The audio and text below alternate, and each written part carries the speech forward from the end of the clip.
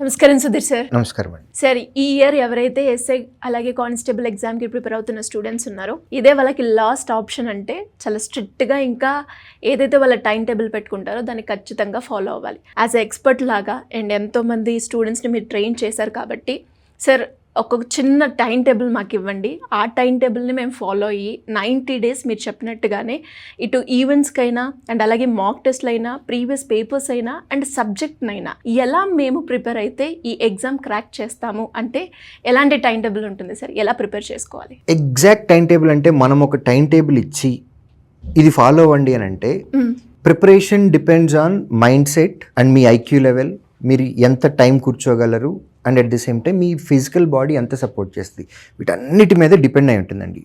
Over view అయితే మనం ఇవ్వగలం. సో ఈవెంట్స్ అనేది కంపల్సరీ. ప్రిలిమ్స్ ఎగ్జామ్స్ అయిపోయిన వెంటనే మనకి ఈవెంట్స్ పెడతారు కాబట్టి అప్పటికప్పుడు అంటే ఈవెంట్స్ చేయలేరు, ముందు నుంచి ప్రిపరేషన్ కావాలి.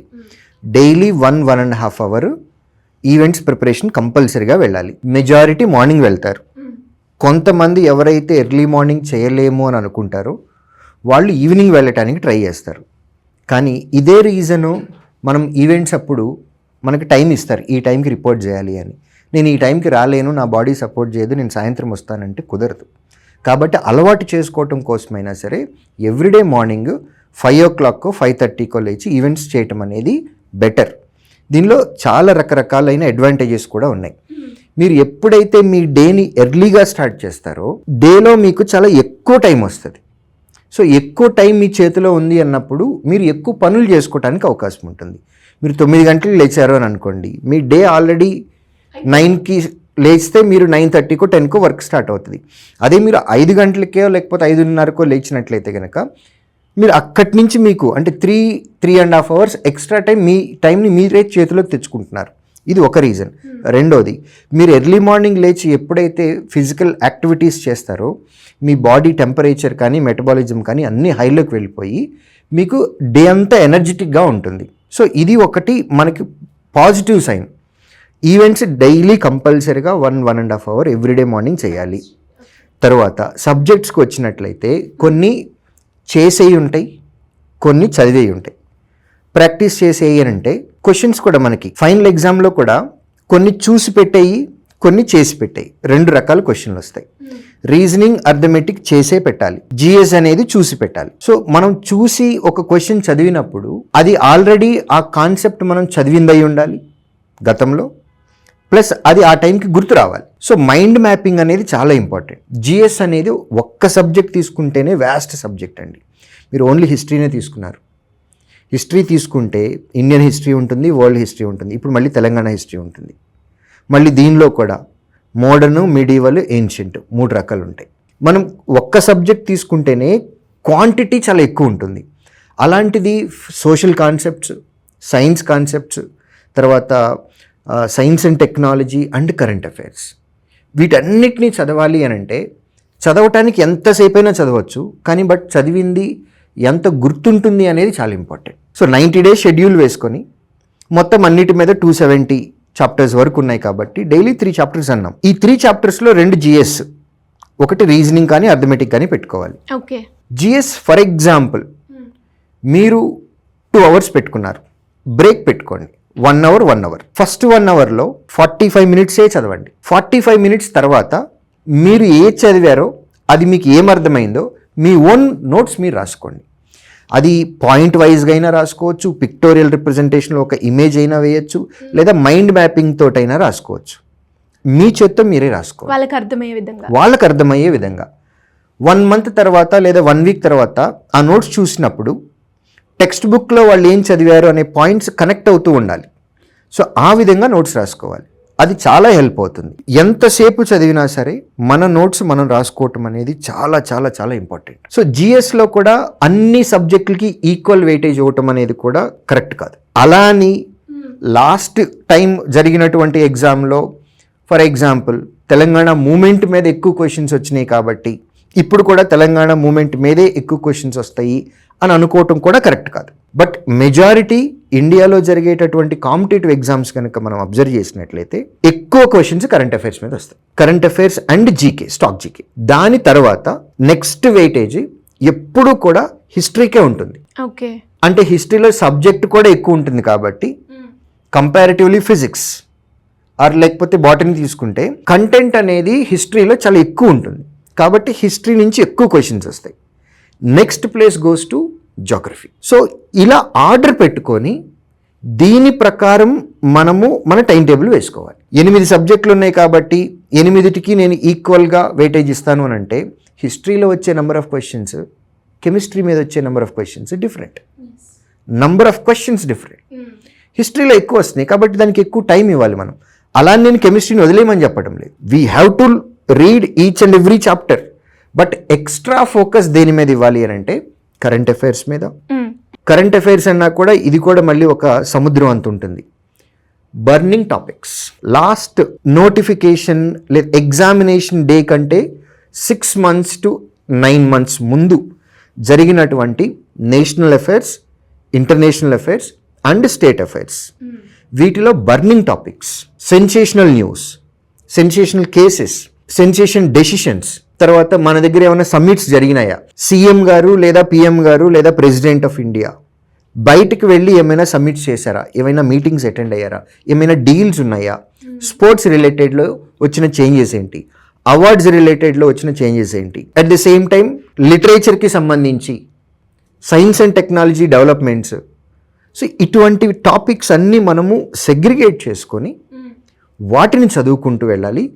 నోటిఫికేషన్కి 6 months to 9 months or maximum ఇంకా టైం ఉంది అని అనుకుంటే 1 year కరెంట్ అఫైర్స్ చదువుకొని మనం నోట్స్ తయారు చేసుకొని కరెంట్ అఫైర్స్ని ఈ విధంగా ప్రిపేర్ అవ్వాలి. అట్ ది సేమ్ టైం హిస్టరీలో ప్రీవియస్ నోటిఫికేషన్స్ని మనం అబ్జర్వ్ చేసినట్లయితే కనుక దేనిలో ఎక్కువ క్వశ్చన్స్ వస్తున్నాయి, మోడర్న్ హిస్టరీలో వస్తాయి. సో దానికి సంబంధించి ఎక్కువ ఫోకస్ పెట్టుకోవటం. హిస్టరీ అయిపోయిన తర్వాత నెక్స్ట్ జాగ్రఫీ. ఇలా 1 by 1 సబ్జెక్ట్ని మనము ఎక్స్ట్రా ఫోకస్ ఇస్తూ ఈ మూడింటిని కవర్ చేసుకోవాలి. Current affairs, static GK, history and then geography. ఇక రీజనింగ్ అండ్ అర్థమెటిక్లో చూస్తే ప్రతి స్టూడెంట్ ఎవరైతే కాంపిటేటివ్ ఎగ్జామ్ ప్రిపేర్ అవుతున్నారో రీజనింగ్ వాళ్ళ ఫేవరెట్ సబ్జెక్ట్ అండి. సబ్జెక్ట్ కూడా అలానే ఇంట్రెస్టింగ్గా ఉంటుంది. More or the less 2-3 marks అటు ఇటుగా అందరికీ ఒకే రకమైనటువంటి మార్కులు వస్తాయి. సో రీజనింగ్ నుంచి ఎక్కువ మార్కులు తెచ్చుకోవచ్చు కాబట్టి ఫస్ట్ రీజనింగ్ కంప్లీట్ చేసేసుకొని ఎక్కడైతే 2-3 మార్క్స్ పోతున్నాయో రీజనింగ్ దాన్ని మళ్ళీ ఇంకొకసారి ఎక్స్ట్రాగా మనం ఎఫర్ట్ పెట్టినట్లయితే అవి కూడా పోకుండా ఉంటాయి. ఇక అర్థమెటిక్ వచ్చినట్లయితే అందరికీ భయమైనటువంటి subject, especially Telugu medium students కానివ్వండి లేదా నాన్ మ్యాథ్స్ స్టూడెంట్స్ కానివ్వండి, అర్థమెటిక్ అని భయపడతారు. ఫస్ట్ ఆఫ్ ఆల్ అర్థమెటిక్ వేరు, మ్యాథమెటిక్స్ వేరు. అర్థమెటిక్ అనేది మీరు చదవకపోయినా మీ జీవితంలో ఆల్రెడీ ప్రతిరోజు చేస్తున్నారు. ఇవాళ మీరు కూడా చేశారు. మీ ఇంటి దగ్గర నుంచి ఆఫీస్కి రావడానికి ఏ టైంకి బయలుదేరారు, మీ మోడ్ ఆఫ్ ట్రాన్స్పోర్ట్ ఏంటి, డైలీ మీరు బైక్ మీద వస్తూ ఉన్నారు. 8 గంటలకి స్టార్ట్ అయితే 8:30కి మీరు ఆఫీస్కి వస్తున్నారు. ఇవాళ బాగా వర్షం పడుతుంది, బైక్ లేదు, బైక్ తీసుకురాలేరు. సో మీరు వేరే ట్రాన్స్పోర్ట్ చేసుకోవాలి. 8:30కి ఆఫీస్కి రావాలి అని అంటే డైలీ బయలుదేరినట్టుగా 8 o'clock అయితే బయలుదేరు, కొంచెం ముందు బయలుదేరుతారు. మీరు టైమ్ అండ్ డిస్టెన్స్ అనే కాన్సెప్ట్ వాడుతున్నారు. మీరు ఆల్రెడీ మీరు చదవలేదు ఆ టాపిక్. అర్థమెటిక్ అంటే భయం ఉంది, ఫార్ములాలు తెలియవు, బట్ స్టిల్ మీరు డైలీ వాడుతున్నారు దాన్ని. మీరు షాపింగ్కి వెళ్ళారు, గోల్డ్ షాపు లేకపోతే డ్రెస్సుల షాపు ఏదో ఒకటి, సమ్ షాపింగ్. మీరు షాప్కి వెళ్ళినప్పుడు ఐటమ్ సెలెక్ట్ అయిపోయిన తర్వాత మీ మధ్యన సేల్స్ మెన్ మధ్యలో జరిగే డిస్కషన్ డిస్కౌంట్ అనే concept, profit and loss concept. మీరు ఏదైనా బిజినెస్ స్టార్ట్ చేశారు, వాళ్ళు అర్థమెటిక్ చదువు ఉన్నారు అనేది తెలియదు, బట్ వాళ్ళ మైండ్ లోపల క్యాలిక్యులేట్ చేసేది ప్రాఫిట్ అండ్ లాస్. మీ 10th class మార్క్స్ లేదా ఇంటర్మీడియట్ మార్క్స్ లేదా గ్రాడ్యుయేషన్ మార్క్స్ వచ్చినప్పుడు మార్కులు చూసిన వెంటనే మీ మైండ్ క్యాలిక్యులేట్ చేసింది పర్సంటేజ్ అనే కాన్సెప్ట్. సో ఇది మీరు అర్థమెటిక్ నిజంగా చదవాల్సిన అవసరం ఏం లేదు. మీరు డైలీ లైఫ్లో మీకు తెలుసో తెలియకో మీరు డైలీ వాడుతూనే ఉన్నారు. సో ఫస్ట్ మ్యాథ్స్ అంటే భయం తీసేయండి, అర్థమెటిక్ అంటే భయం తీసేయాలి. అర్థమెటిక్ అనేది మన రెగ్యులర్ లైఫ్లో మనం చేసే పనులు ఏవైతే ఉన్నాయో వాటిని ఒక చాప్టర్గా తీసుకొచ్చి పెట్టారు. మీరు నా దగ్గర 1 లక్ష రూపాయలు అప్పు తీసుకోండి, లేదా మీరు నాకు 1 లక్ష రూపాయలు అప్పు ఇవ్వండి, మీకు ఇంట్రెస్ట్ కాన్సెప్ట్ అంటే ఏంటో తెలుస్తుంది. మీ దగ్గర డబ్బులు తీసుకొని 1 year తర్వాత అదే డబ్బు వెనక్కిస్తే మీరు ఒప్పుకోరు కదా, ఎక్స్ట్రా డబ్బులు కావాలి కదా, అదే ఇంట్రెస్ట్. మనకు ఓన్ హౌస్ లేదు, వేరే వాళ్ళ హౌస్ని మనం రెంట్కి తీసుకున్నాం, మనం ఎవ్రీ మంత్ రెంట్ పే చేస్తాం. మనకు భూమి లేదు, వేరే వాళ్ళ భూమి మనం తీసుకున్నాం, ఎవ్రీ ఇయర్ దానికి లీజ్ పే చేస్తాం. నా దగ్గర డబ్బు లేదు, మీ దగ్గర డబ్బు తీసుకున్నాను, ఎవ్రీ ఇయర్ నేను ఇంట్రెస్ట్ పే చేస్తాను.